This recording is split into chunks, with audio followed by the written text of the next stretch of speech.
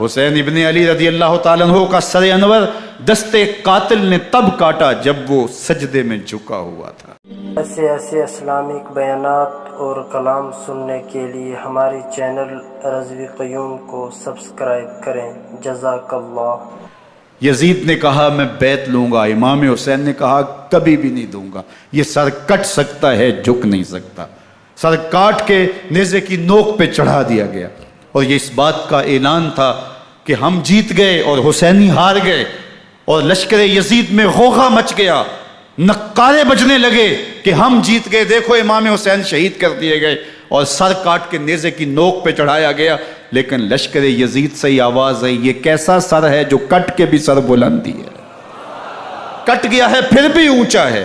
اللہ اکبر، یہ سر سجدے میں کٹا ہے، رب کے حضور عبادت کی حالت میں کٹا ہے۔ حسین آج بھی سجدے میں ہے، اللہ اکبر، حسین آج بھی سجدے میں ہے، بلکہ کٹے ہوئے سر کا رخ زمین کی جانب تھا اور کٹی گردن آسمان کی طرف، یوں نیزے پہ پرویا گیا۔ اللہ اکبر، ایک شاعر نے نقشہ کھینچا، بآنکھ سر نیزے پہ اور سوئے زمین ہے روح، یعنی سجدہ ثانی کی ہے آرزو۔ رکعت کے 2 سجدے ہوتے ہیں، ابھی ایک سجدہ ہوا تھا کہ دست قاتل نے سر کاٹ دیا، کہا حسین کی پیشانی میں دوسرے سجدے کی تمنا مچل رہی ہے۔ یہ تھا حسین ابن علی کا سجدہ، ساری زندگی رب کے حضور سجدہ قضا نہیں ہونے دیا۔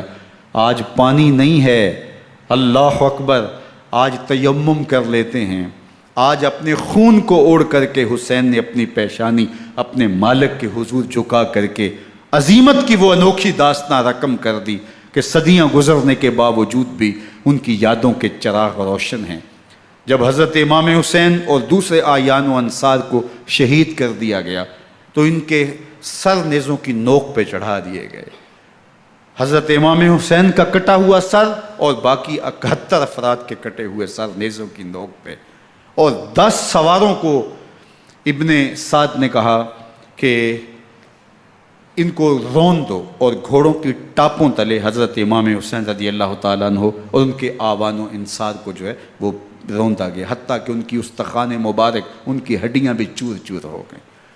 روننے سے قبل ان کا لباس اتار لیا، ان کے کپڑے اتار لیے گئے۔ اللہ اکبر، کیسی دردناک گھڑیاں تھیں۔ یزید کا صرف یہی بد کرداری کا مرحلہ نہیں تھا، اس کربلا کے صحرا کے اندر یزید نے جس طرح امام حسین رضی اللہ تعالیٰ عنہ کو شہید کیا اور حضرت امام حسین کے خاندان کو شہید کیا، جب مدینہ المنورہ پر یزید نے مسلم بن عقبہ کو مقرر کیا، جس کو بزرگوں نے مصرف بن عقبہ کہا ہے، تو اس کو کہا 3 دن تک مدینے کا حرم تمہارے لیے حلال ہوگا، جو چاہو تم کرنا، اور شامی فوجوں کو اجازت ہوگی۔ تو وہاں بھی انہوں نے 10,000 تابعین اور 700 صحابہ کو شہید کیا۔ حضرت ابو سعید خدری رضی اللہ تعالیٰ عنہ گھر سے باہر نکلے، کافی بوڑھے ہو چکے تھے، تو انہوں نے حضرت ابو سعید خدری کو پکڑ لیا، کہا تم کون ہو؟ کہا مجھے ابو سعید خدری کہتے ہیں۔ تو کہا ہاں تمہارا نام سنا ہے، اور داڑھی سے پکڑ کے کھینچا اور کہا کہ ہے تمہارے پاس جو ہمیں دو؟ تو کہا کہ میرے پاس تو کچھ بھی نہیں، میں تو فقیر آدمی ہوں۔ تو ان کے گھر ان کو لے گئے، تو 2 کبوتر رکھے تھے حضرت ابو سعید خدری نے، تو وہ کبوتر لوٹ کے لے گئے۔ اللہ اکبر، حضرت ابن سنان رضی اللہ تعالیٰ عنہ کو جو حضور کے علم بردار تھے فتح مکہ کے دن، ان کو ستو پہلے پلائے اور پھر ان کی گردن کاٹی گئی، اور کہا یہ ہے وہ ستو جو تم زندگی میں آخری بار پیو گے۔ ایک گھر میں داخل ہوئی شامی فوج، تو ایک خاتون کے ابھی بچہ پیدا ہوا تھا، اور قابلہ نے، دائیا نے وہ بچہ ماں کی چھاتی پہ لٹایا، اور وہ ماں کا پہلا دودھ پی رہا تھا۔ تو یہ جا کے کہنے لگے نکالو تمہارے پاس جو کچھ ہے۔ تو اس خاتون نے کہا تم جانتے ہو یہ بچہ کون ہے؟ تو انہوں نے کہا ہم نہیں جانتے۔ کہا یہ حضرت ابن ابی کبشہ انماری رضی اللہ تعالیٰ عنہ کا بچہ ہے، اور یہ وہ صحابی ہیں کہ جو بیت الشجرہ کے موقع پہ حضور کے ہاتھ پہ بیعت کرتے ہیں۔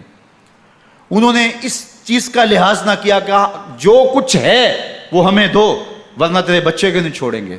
تو ماں بچے سے مخاطب ہو کے کہتی ہے، ابھی بچہ پیدا ہوا ہے اور ماں سے پہلا دودھ پی رہا ہے، کہ بیٹے اگر میرے پاس کچھ ہوتا، وہ قیمتی سے قیمتی چیز بھی ہوتی، تیری جان کے لیے قربان کرتی، لیکن اس وقت میرے پاس کچھ ہے نہیں۔ تو ایک شکی آگے بڑھا اور بچے کو ایک ٹانگ سے پکڑ کے کھینچ کے دیوار کے ساتھ پٹک کے مارا، جس سے دماغ کا بھیجا نکل گیا۔ کیا کیا زیادتیاں نہیں کی۔ 700 صحابہ حرہ کے واقعہ میں شہید کیے یزید نے، اور 10,000 تابعین شہید کیے۔ مسجد نبوی میں ممبر رسول کے ساتھ گھوڑے باندھے، اور وہ ممبر رسول اور مصلی رسول کے قریب لید کرتے رہے۔ حضرت سعید بن المسیب فرماتے ہیں میں نابینا تھا اور حضور کے روضہ انور کے پاس بیٹھا تھا، اور یزید کے سپاہی آتے، جو بھی مسجد میں نظر آتا پکڑ کے لے جاتے، مجھے نابینا سمجھ کے چھوڑ دیتے، لیکن میں پریشان تھا کہ ظہر کا وقت ہوگا، عصر کا وقت ہوگا، مغرب عشاء کا وقت ہوگا، نہ اذان نہ اقامت نہ جماعت، تو کیسے مجھے پتہ چلے گا کہ نماز کا وقت ہو گیا، اور کیسی میری نمازوں کا کیا بنے گا۔ میں اس فکر میں بیٹھا تھا۔ لم ازل اسمع الاذان والاقامت من قبر رسول اللہ صلی اللہ علیہ وآلہ وسلم۔ فرماتے ہیں جب بھی پھر نماز کا وقت آیا، گنبد خضرا سے اذان کی بھی آواز آئی، اقامت کی بھی آواز آئی۔ 3 دن تک مسجد نبوی کے اندر گھوڑے بندے رہے، اور مدینہ کی حرمت پامال کی۔ مدینہ کے گھروں کے اندر یہ بدکماش داخل ہوئے، اور جو بدکاریاں انہوں نے کی کلیجہ منہ کو آتا ہے۔ 1002 شیزائیں ان بدکاروں کی بدکاریوں کی وجہ سے کنواری حالت کے اندر حاملہ ہوئی۔ 3 دن تک مدینے کا حرم انہوں نے پامال کیا، اور پھر مکہ المکرمہ میں کعبۃ اللہ پر گولے برسائے، اور کعبہ کا غلاف جل گیا۔ وہ تو یزید مر گیا، اور حضرت عبداللہ ابن زبیر رضی اللہ تعالیٰ عنہ نے اپنی خلافت کا اعلان کیا۔ یزید کے یہ کرتوت تھے، ادھر اہل مدینہ کو ستایا، ادھر اہل مکہ کو ستایا، اور رسول اللہ صلی اللہ علیہ وسلم کے خانوادے کی بے حرمتی اور توہین کی۔ نہ صرف انہیں قتل کیا گیا، ان کی لاشوں پہ گھوڑے دوڑائے۔ ابن سعد اور شمر جو ہے وہ خیموں میں داخل ہوا، اور مخدرات اسلام کی چادریں چھیننے کی کوشش کی۔ حضرت زینب سلام اللہ علیہ نے مخاطب ہو کے کہا ہمارے چہرے کے رکھوالے چلے گئے ہیں، ظالم تو خیال نہیں کرتا ہم رسول اللہ کی بیٹیاں ہیں۔ حضرت شہربانو، حضرت زین العابدین اور حضرت زینب سلام اللہ علیہ، ان تینوں کو ایک اونٹ پہ باندھا گیا، اور باقی اونٹوں پہ باقی سادات کو، حضور کی شہزادیوں کو باندھا گیا، رسیوں میں جکڑا گیا، اور اونٹوں پہ باندھ کر کے کوفے کی جانب آگے آگے شہیدوں کے سر چل رہے ہیں، اور پیچھے یہ قافلہ چل رہا ہے۔ اور جب یہ قافلہ وہاں سے گزرا جہاں لاشیں پڑی تھی، امام زین العابدین 14 سال کے تھے اور بیمار تھے، اور ان کا حوصلہ نہ ہوا، وہاں غشی ان کے اوپر آنے لگی، اور وہ منظر ابن کثیر نے، باقی لوگوں سب نے لکھا ہے کہ پھر جب ان کی یہ حالت ہوئی تو پھر سیدہ زینب سلام اللہ علیہ، جنہوں نے ابھی تک بڑے حوصلے کے ساتھ ساری مشکلات کا مقابلہ کیا تھا، اب ان کے بندھن ٹوٹ گئے اور آنکھوں سے آنسو بہنے لگے، اور سیدہ زینب تھے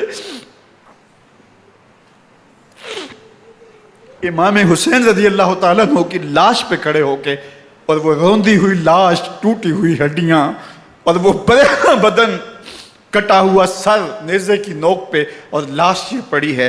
تو حضرت سیدہ زینب نے مدینے کی طرف منہ کر کے جو ہے وہ حضور سے فریاد کی، یا محمد آہو، یا محمد آہو، ھذا حسین بالآراء مزمل بالدماء، یا محمد آہو بناتوں کا سبایا۔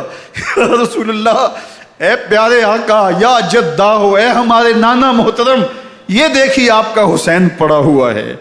بدن سے کپڑے اتار لیے گئے، خاک ہوائیں اڑا رہی ہیں، اور اس کے اوپر چادر جو ہے وہ مٹی کی پڑ گئی ہے۔ حضور آپ کی اولاد کاٹ دی گئی، اور پھر کہا بناتوں کا سبایا، حضور دیکھیے آپ کی بیٹیوں کے ہاتھ باندھ دیے گئے ہیں، اونٹوں پہ کس دیا گیا ہے۔ سر شہیدہ آگے آگے چل رہے ہیں، اور حضرت سیدنا امام حسین کا آگے آگے سر ہے۔ راستے کے اندر ایک جگہ آئی، رات گزری، اور ان کو اتارا گیا۔ رات کا موقع تھا، ایک خاتون آئی اور اس نے کوئی کھانا پیش کیا ان کو، اور کہا کہ میں کسی زمانے میں حضرت سیدہ فاطمہ زہرا کی نوکری کیا کرتی تھی، ان کی لونڈی تھی، ان کی کنیز تھی، اور آج مجھے پتہ چلا کہ آپ لوگ گزر رہے ہیں، تو میں نے کہا کہ میں اپنی مخدومہ کے خاندان کی خدمت کروں۔ اور پھر اس نے کہا کہ اس وقت سیدہ کی گود میں ایک 6-7 ماہ کی بچی تھی جس کو زینب کہا کرتے تھے، تو سیدہ زینب نے کہا کہ اماں اگر پہچانتی ہو تو وہ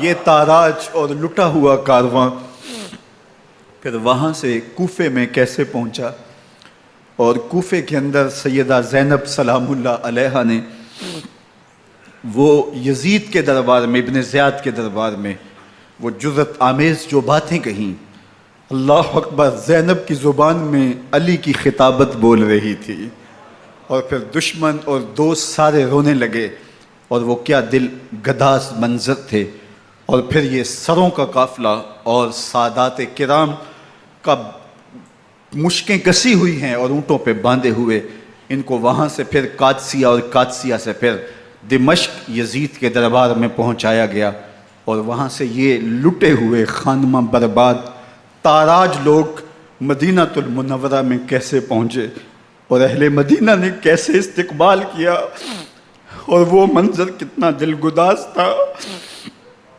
جب اہل مدینہ زینب سے پوچھتے تھے زینب حسین کہاں ہے،